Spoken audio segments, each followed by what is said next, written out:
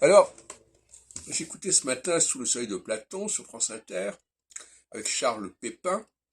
Et alors, il nous a fait tout un discours, c'est très à la mode, sur l'existentialisme préférable à l'essentialisme. L'essentialisme, c'est la bête noire. Faut surtout pas être essentialiste, hein. Bon. Et ça, il ne se rend pas compte que c'est cyclique. C'est cyclique.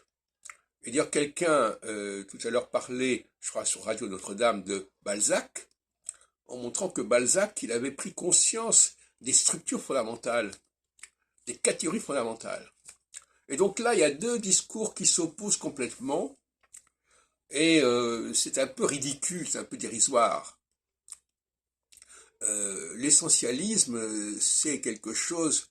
Qu'est-ce que ça veut dire l'essentialisme?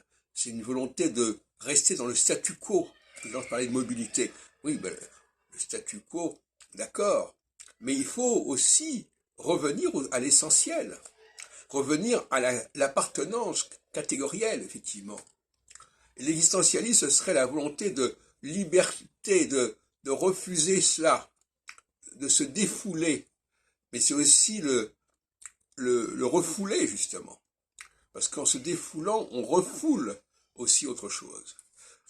Et moi, ça me fatigue d'entendre des gens qui font l'apologie de l'existentialisme sartrien.